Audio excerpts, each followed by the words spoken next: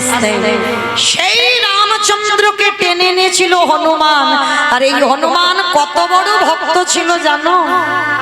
ওই হনুমান নবদ্বীপে কে বাবা? মুরারি গুপ্ত। হরি বল, মুরারি গুপ্ত।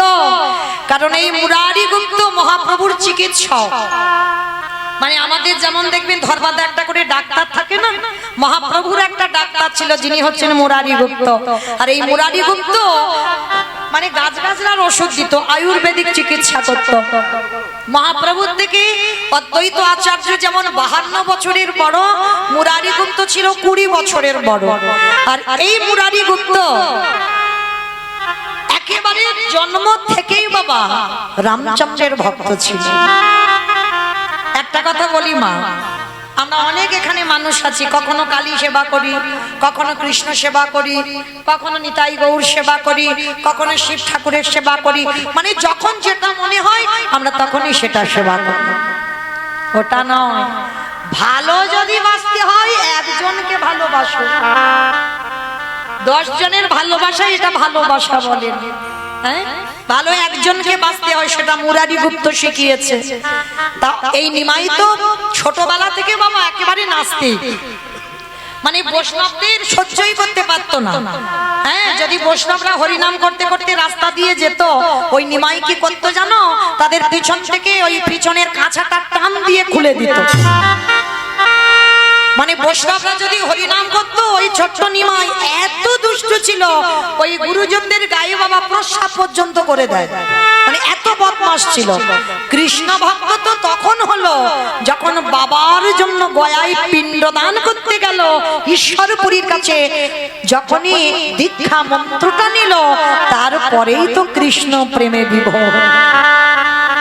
যখন গয়া থেকে ফিরে এলো নবদ্বীপে, সে নিমাই আর সে নিমাই নয়, একেবারে অন্য ধরনের নিমাই।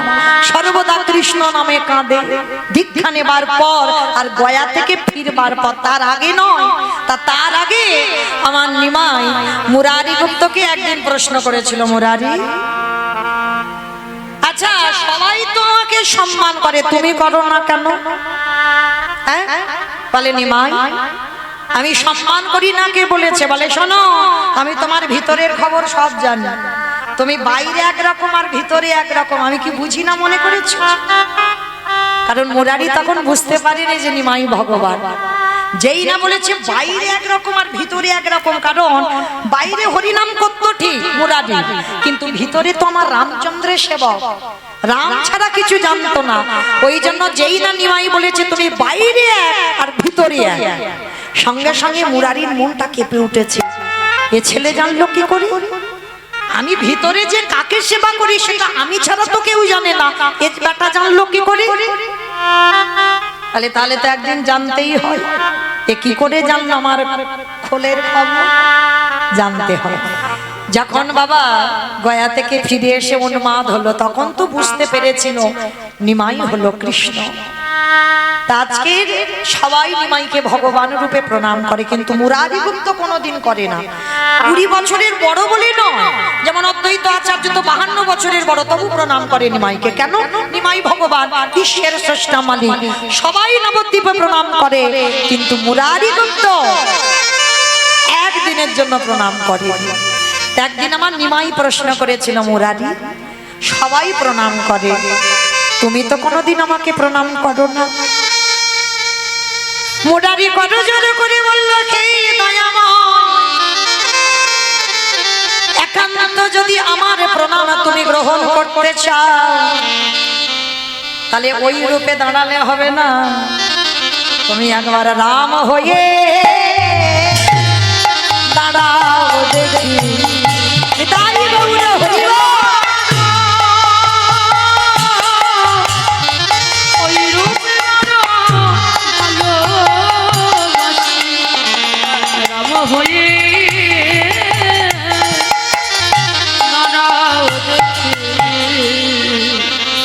মহাপ্রভু তো চমকে উঠেছে, মুরারি আমি কলিযুগে নিমাই, আমি রাম হব কি করে?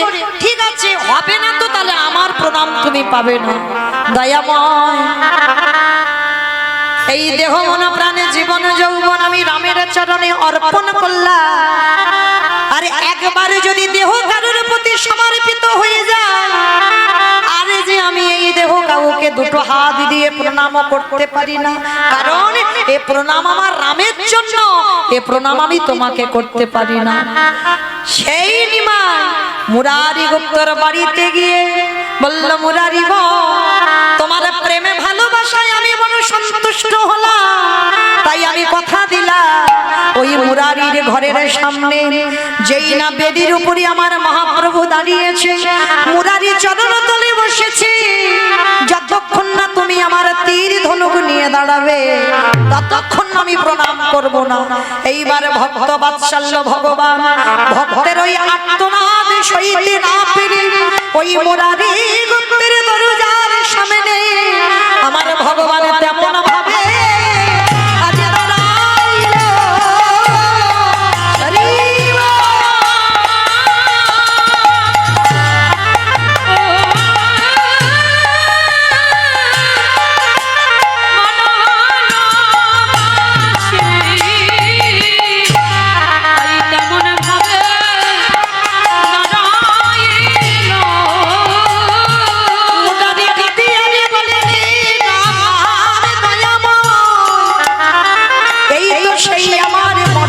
পুরুষোত্তম ভগবান, এই হলো আমার পদ্ম পলাশ লোচন হরি। এইবার তুমি আমার প্রণাম প্রণাম গ্রহণ করো।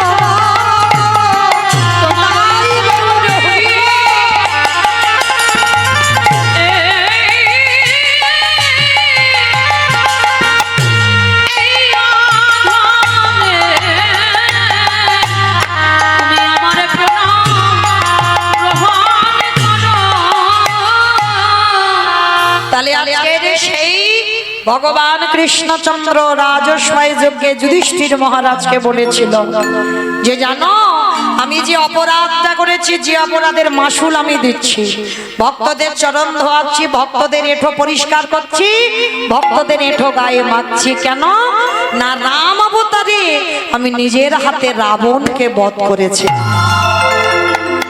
আর রাবণকে বধ করে আমার দেহের মাথা থেকে পায়ের নখ পর্যন্ত পাপী হয়ে গেল। আর সেই পাপ ধোবার জন্য রাজস্বায় যজ্ঞে কৃষ্ণ অবতারে ভক্তদের চরণ ধোবাচ্ছি। তাহলে মায়েরা, এইটুকু যারা আমরা শুনলাম, যারা বুঝলাম, কি বুঝলাম? ভগবানও অপরাধ করে আর আমরা তো তুচ্ছ বাবা, আমরা করবো না, পাপ ফেললেই পাপ। তাহলে যদি কেউ অপরাধ করে, একজন বৈষ্ণবের চরণ যুগল ধৌত করা, ওই ভক্তদের এঁঠো পাতা পরিষ্কার করো, ভক্ত সঙ্গ করো, ওই বৈষ্ণব সঙ্গ করো, ভক্তের চরণ ধুলা তোমরা অঙ্গে মাখো। আর যদি মানতে পারো, সমস্ত কোটি কোটি জন্মের পাপ থেকে মুক্তি পাবো পাবো পাবো। এইবার ভগবান পা ধোবার ব্যবস্থা করেছেন। অগ্নিদেব, পবনদেব, বরুণদেব, ইন্দ্র, ইন্দ্রাণী, ব্রহ্মা, সাবিত্রী, শিব, দুর্গা সব পরপর লাইন দিয়ে আছে, আর কৃষ্ণ একে একে পা ধোবায় আর যজ্ঞের ভিতরে প্রবেশ করে। এমন সময় জগৎ জননী মা দুর্গা আমার বাবা ভোলানাথকে ডাকছে, প্রাণনা এসো, কৃষ্ণ পা ধোবাবে, পা দুটো একটু ধুইয়ে নিয়ে চল। আমার বাবা ভোলানাথ হাসছে আর বলছে, পার্বতী তোমার মাথা ঠিক আছে তো? কৃষ্ণ পা ধোবাবে আর আমার পা দুটো বাড়িয়ে দেব। শোনো, তোমার যদি এত ইচ্ছে করে তো তুমি লাইনে দাঁড়াও, আমার পা তো কৃষ্ণ ধোবাবে না। এই কথা বলে ওই লাইন থেকে বাবা ভোলানাথ বেলাইনে চলে গেছে। আর আড়ালে গিয়ে কি করেছে জানো? কৃষ্ণের চোখে ধুলো দেবে বলে আমার বাবা ভোলানাথ ধুম করে একটা কুকুর হয়ে গেছে। কারণ কুকুর হলো প্রভু ভক্ত, ওর মতো প্রভু ভক্ত কেউ হবে না। কুকুর হয়েছে, আর কুকুর হয়ে যাবে কোথা থেকে? কোন দিক থেকে যাওয়ার জায়গা নেই। তাহলে যাবে কোথা থেকে? কৃষ্ণ হেঁট হয়ে পা ধোয়াচ্ছি, পায়ের মাঝখানটা ফাঁকা মতো দেখেছি। আর বাবা মনে মনে করছে ওই পায়ের ফাঁক দিয়ে, পায়ের তলা দিয়ে বলে যজ্ঞের ভিতরে চলে যাবে। এইবার ভোলানাথ কুকুর হয়েছে, পিছন থেকে আসছে, আর কৃষ্ণের চোখ তো চারদিকে ঘুরে ঘুরে বেড়াচ্ছে। কি বাবা, আমি কীর্তন করছি, আমি একটু উপরে দাঁড়িয়ে আছি ঠিক কথা, কিন্তু কে কীর্তন শুনছে, কে শুনছে না, কে গল্প করছে, কে হেসে যাচ্ছে, আবার কে বসে বসে আমি দেখতে পাচ্ছি না, কিন্তু মা আমি দেখতে না পেলে কি হবে? যে বেটা ওই সিংহাসনে বাঁশিটা বাজাচ্ছে, কথা সোজা নয়, খাতা কলমে হিসাব করে সময় মতো পৌঁছে দেবে। তাই এইবার আমার ভগবান তো নিচু হয়ে দেখছে, বাবা ভোলানাথ কুকুর হয়ে পিছন থেকে আসছে, আর পিছন থেকে এসে বাবা সবে মাত্র কৃষ্ণের পায়ের ফাঁক দিয়ে মাথাটাকে, আর যেই না মাথাটা দিয়েছে কৃষ্ণ দুটো হাঁটু নিয়ে কুকুরের কানের কাছে, এইবার দেখ কেমন লাগে। আর যেই না কুকুরের কানের কাছে চেপে দিয়েছে, কুকুর এবার কি করবে? কেউ কেউ করবে না, বারবার বলছে কৃষ্ণ ছেড়ে দে, কৃষ্ণ ছেড়ে দে, কৃষ্ণ ছেড়ে দে। বলে ছাড়বো বলে ধরি নাই, হে বৈষ্ণব গোসাই, তোমার মতো বৈষ্ণবীর দুটো পা ধোয়ালে বোধহয় কম হতো, তাই তো কৃপা করে করুণা করে আমার জন্য আরো এক্সট্রা দুটো জুড়ে দিয়েছ। বুঝেছো? শিব ঠাকুরের কটা পা? দুটো পা। আর কুকুরের চারটে। ভগবান কত চালাক দেখো, তোমার মতো বৈষ্ণবীর দুটো পা ধোয়ালে কম হতো, ওই জন্য তো তুমি আমার জন্য আরো এক্সট্রা দুটো জুড়েছ। এবারে দাও দাও চাচা, তুমি বাজাইয়ে দাও।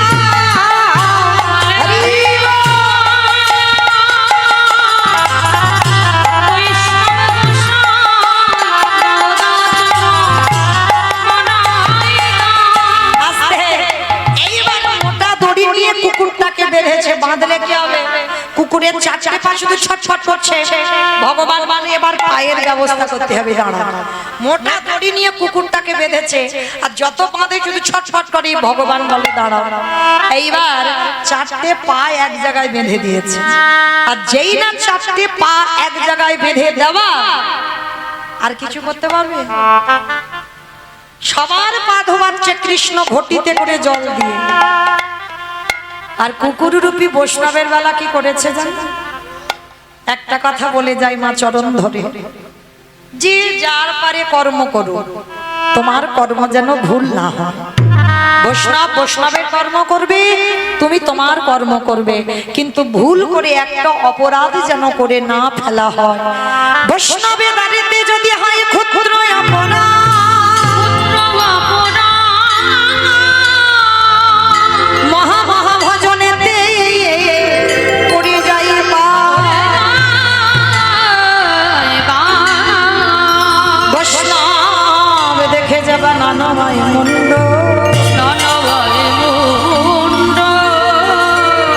তারি মুন্ড পড়ে যায় নরকের কুণ্ড। বৈষ্ণব অপরাধ করে জীবা গঙ্গা স্নানে যায়, পতিত পাবনী গঙ্গা তারে দূরে সরে যায়।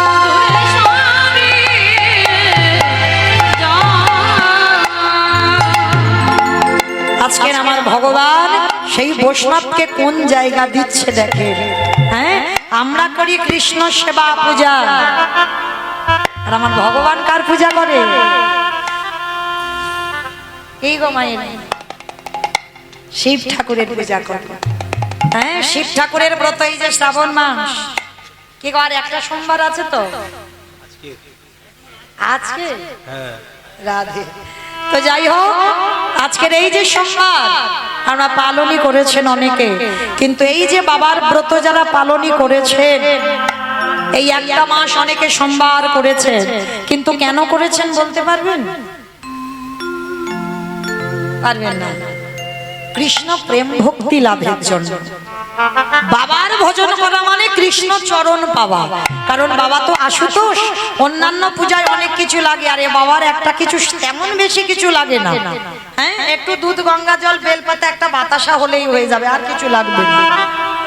হ্যাঁ, তো এই বাবার চরণে সেবা করা কেন? বাবা তো বৈষ্ণব, আর ভগবান বলছে আমার থেকে আমার ভক্তকে যে বেশি ভালোবাসবে আমাকেই অচিরেই পেয়ে যাবে।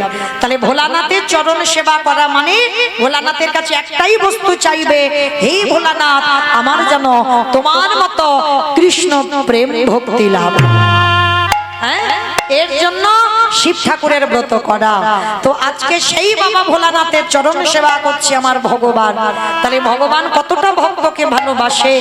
আর যখন ভগবান সবার পা ধোয়াচ্ছে ঘটিতে করে জল দিয়ে, আর ভোলানাথ রূপী কুকুরের চারটে চরণ বুকে নিয়ে কৃষ্ণের চোখের জলে চরণ ধোয়াচ্ছে, সেই সময় ভোলানাথ রূপী কুকুর বলল, কৃষ্ণ আগত কলিযুগে আমি কথা দিলাম আমি আর শিব রূপ হয়ে যাব না। কি হব? আমি হব অদ্বৈত আচার্য মশাই। তুই আমার কৃষ্ণ নয়, তুই হবি নদিয়ার নিমাই চাঁদ। 12 বছর তুলসী ভাষায় আমি যখন তোকে আহ্বান করব, তুই নদিয়ার মাটিতে নামবি, আমি শান্তিপুর থেকে তোর সঙ্গে দেখা করতে যাব। আর এই যে রাজস্বাই যজ্ঞে তোর চোখের জল কুকুরের পায়ে পড়ল, এই কুকুর তোর কাছে ঋণী হয়ে গেল। এই ঋণ কলিযুগে শোধ করব। যেদিন তুই নিমাই হবি, যেদিন আমি অদ্বৈত আচার্য হব, যেদিন 12 বছর পর তোর সঙ্গে আমার সাক্ষাৎ হবে, তোর থেকে আমি 52 বছরের বড় হব, যেদিন দুজনে প্রথম মুখোমুখি হব, ওরে এমনি করে চলো আমি ধোবাইব।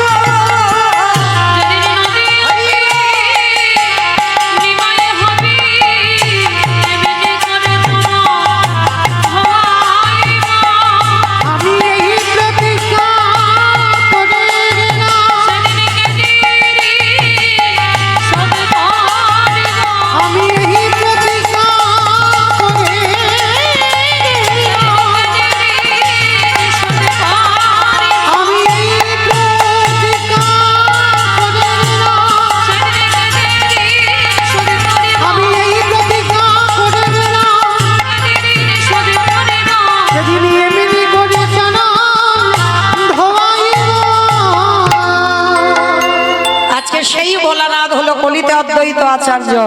তাহলে ভগবান জগৎকে শেখালো আমি প্রকৃত ভক্ত বড় ভালোবাসি। আমি ভক্তের অন্য কিছু চাই না, আমি ভক্ত বড় ভালোবাসি।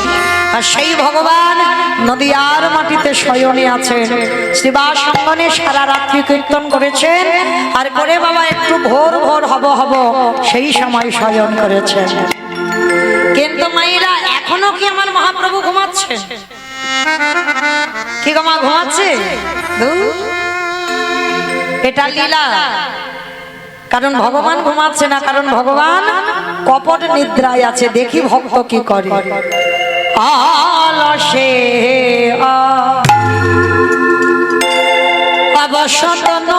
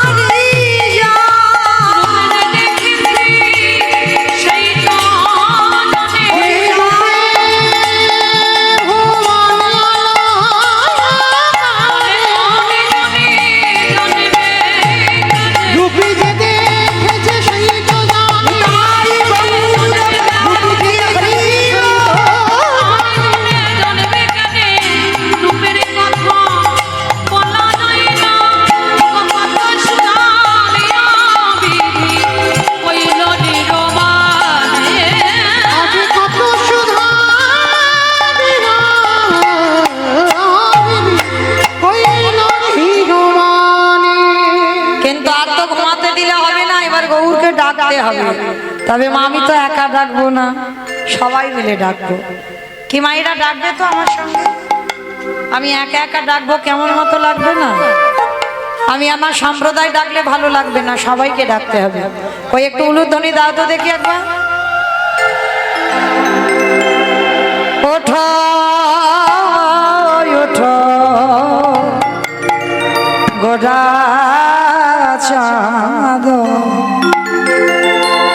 নিশি বহা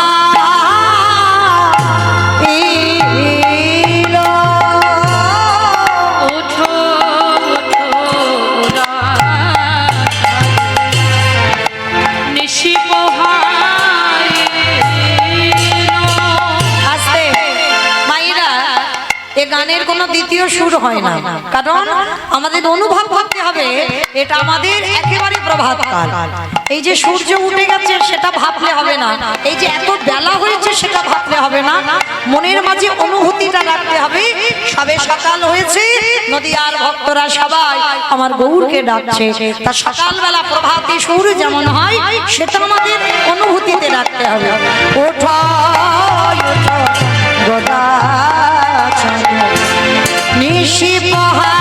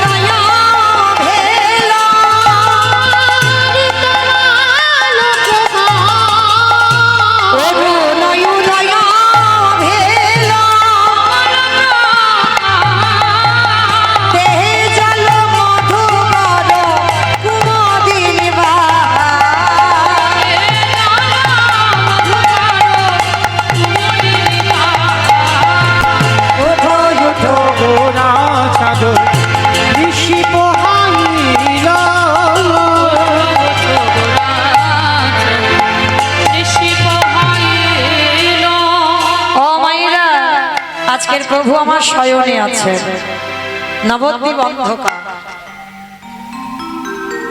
সুরধ্বনি গঙ্গায় আর স্রোত বহে না, গাছের ডালে কোকিল কোকিলা কেহ বারে গুনগুন রবি গান করে না।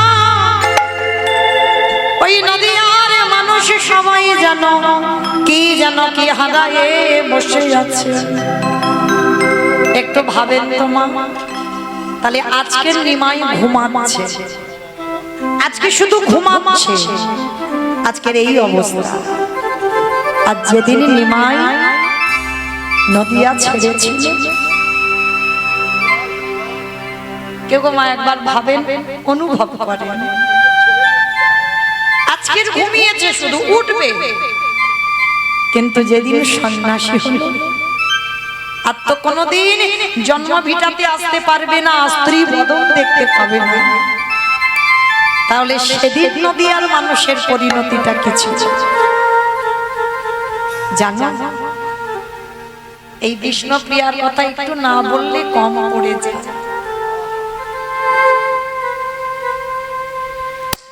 বড় করুণাময়ী, বড় কৃপাময়ী,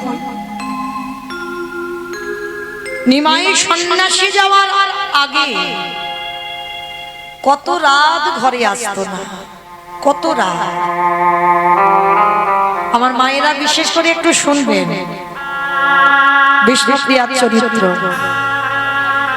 খুব দরকার। এখানে নারী সবাই, সবার চরিত্র, সবার স্বভাব, সবার চলাফেরা এক নয়। যদি নারী জীবন গঠন করতে হয়, বিষ্ণুপ্রিয়ার চরিত্র একটু পড়বে, বুঝতে পারবে একটা নারী জীবনে কতটা কষ্ট। একটা বিয়ে করেছিল নিমাই নিজের ইচ্ছাতে, লক্ষ্মীপ্রিয়া, আর বিষ্ণুপ্রিয়াকে বিয়ে করেছিল ওটা মায়ের ইচ্ছাতে। লক্ষ্মীপ্রিয়ার সত্যাঘাতে যখন মৃত্যু হলো, মার ইচ্ছাতে, মাকে দেখবে বলে বিষ্ণুপ্রিয়াকে বিয়ে করেছে। কিন্তু বিষ্ণুপ্রিয়া তো জানতো না যে তার এই সুখ বেশি দিনের জন্য নয়। যদি জানতো বাবা, তাহলে ওই গৌর রূপে নয়ন দিত না। যদি জানতো, সুরধনী গঙ্গায় জল আনতে গেল, গৌর রূপে নয়ন পড়ল, আর নয়ন পড়ে জীবন যৌবন মন প্রাণ দেহ তার চরণে সব দিয়ে চলে এলো। হাতের কলসি চলে গেল, হাতের কুম্ভ ভেসে গেল, দুটো নয়ন কুম্ভ ভরে বাড়িতে এলো। কিন্তু দেখভাল করার পর, দেখাশোনার পরে বিয়ে হলো বিষ্ণুপ্রিয়ার সঙ্গে। নিমাই যখন কৃষ্ণ প্রেমে ভাবিত হলো, আর তো সংসারে মন বসে না। দেখবেন বাবা, যারা একটু কৃষ্ণ নামে পাগল হয়, তাদের দেখলে মনে হবে একটু পাগল পাগল, তবে বাহ্যিক জগতের কোনো পাগল নয়। কৃষ্ণকে যারা ভালোবাসে, দেখলেই বোঝা যাবে তাদের একটু ভাব চলাফেরা একটু পাগল পাগল মতো।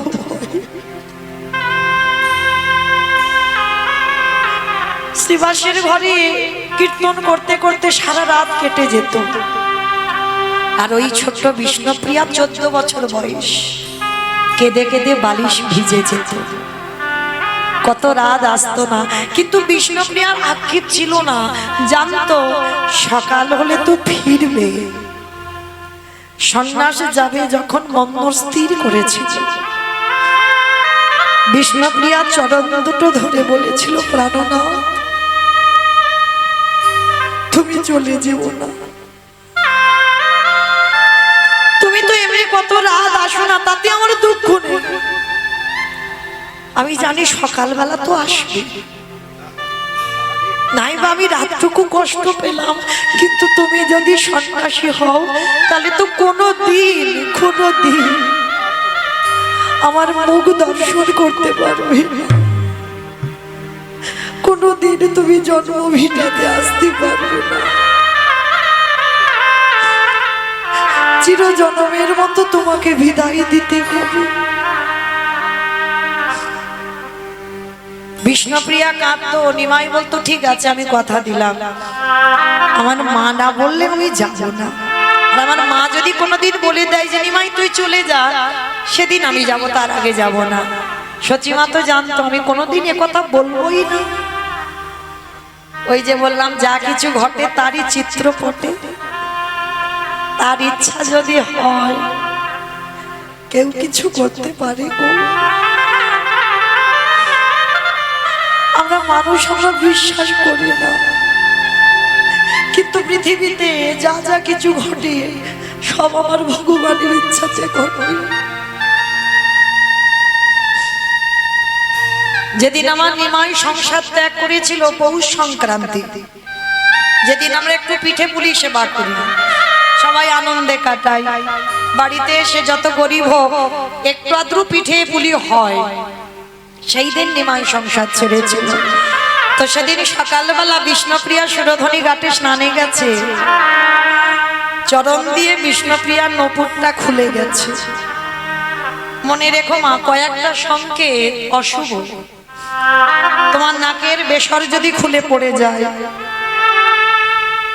পায়ের নপুর যদি খুলে পড়ে যায়, এই লক্ষণগুলো ভালো নয়।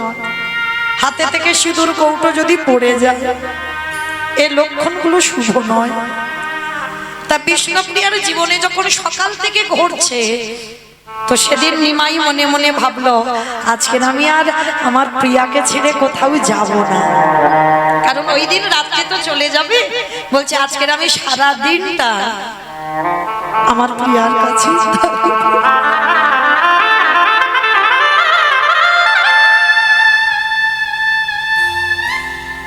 কি করে বুঝবে বিষ্ণুপ্রিয়া যে সেই রাত্রিটা তার জীবনের শেষ রাত? স্বামীর কাছে বলছে, জানো প্রাণ না, সকালবেলা স্নানে গিয়ে আমার চরণের নপুরটা খুলে গেছে, মনটা ভালো নেই, মনে হচ্ছে কোনো দুর্ঘটনা হবে, আমার নাকের থেকে নাকেরটা খুলে পড়ে গেল।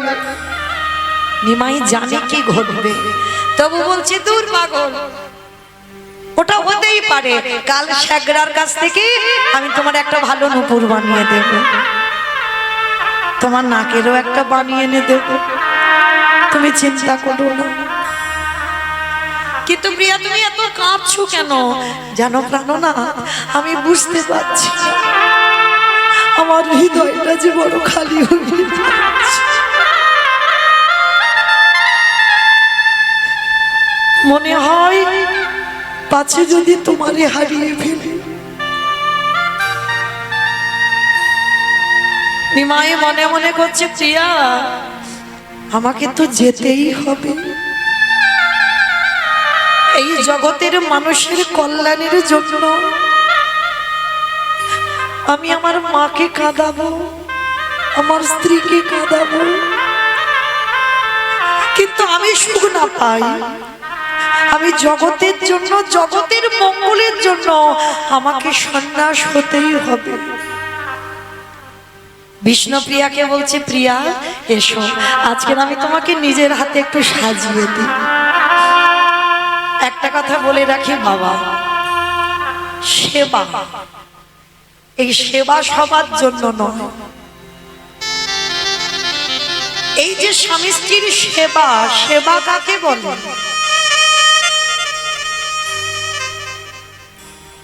তেমন ভজনের মানুষ যে আমরা নই গো। নারী শুধু ভোগের নয়, নারী সেবার, নারী ভজনের, নারী সাধনা। চণ্ডী ঠাকুর করেছিল রামের চরণ ভজন, জয়দেব গোস্বামী করেছিল মা পদ্মাবতীর চরণ সেবা, বিল্লমঙ্গল করেছিল একজন বারবনিতা পতিতা চিন্তামণির চরণ সেবা, শ্রী শ্রী রামকৃষ্ণ পরমহংসদেব করেছিল মা শারদার চরণ সেবা, বিবেকানন্দ করেছিল নিবেদিতার চরণ সেবা।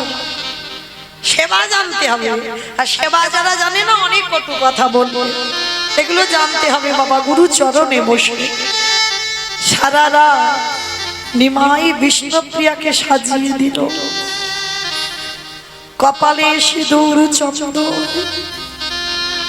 সিঁথিতে সিঁদুর, নয়নে কাজল, চরণে আলতা।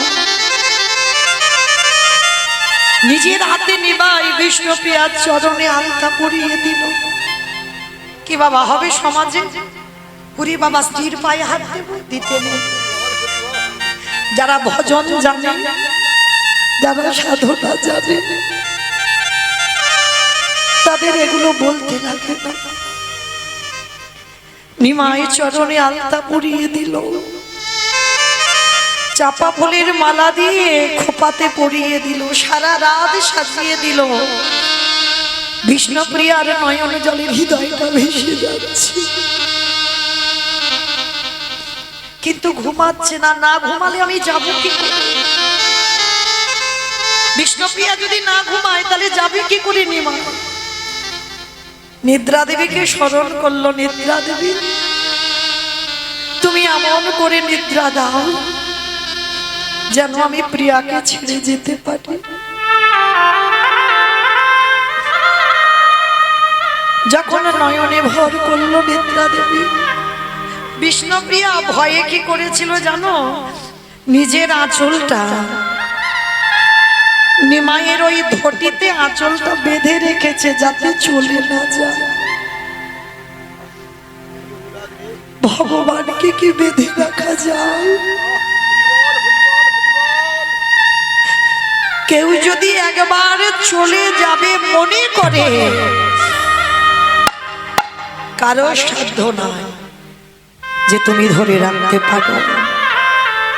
যদি কেউ যাবে মনে করে তাহলে তুমি পারবে না ধরে রাখতে। ওই জন্য ভাবুকরা কি বলছে জানো? চলে যাই যদি বাঁধন ছিঁড়ে, কাঁদিস কেন মন?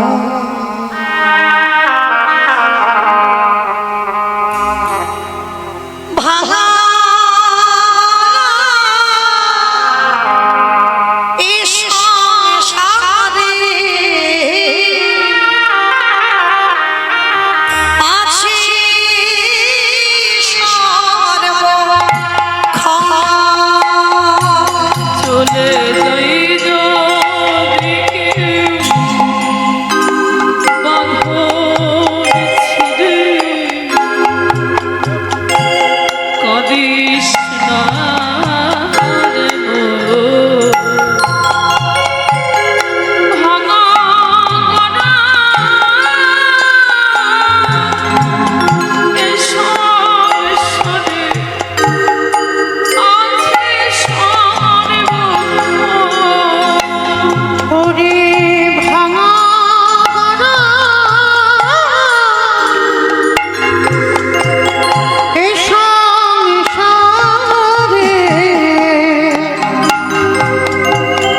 আছে সর্বক্ষণ। হাসির পরে কান্নায় আসে, দুঃখের পরে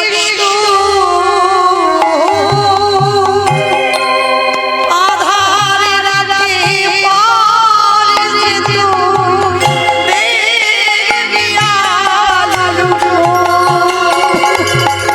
হাসির পরে কান্না আসে, দুঃখের পরে আধার রাতে পারে তুই দেখবি আলোর মুখ। ওগো যায় না বলা কারোর কাছে, ভাগ্যের লিখন। ভাঙা গড়া এ সংসারে আছে সর্বক্ষণ। ওরে ভাঙা গড়া এ সংসারে আছে সর্বক্ষণ। ওরে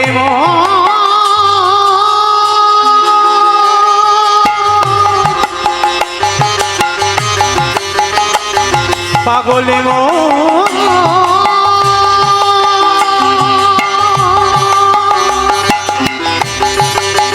ওরে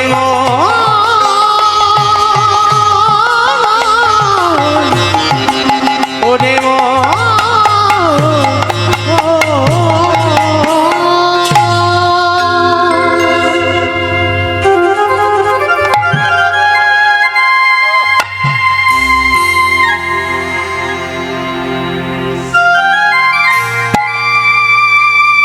যখনই আমার নিদ্রা দেবী নয়নে এলো,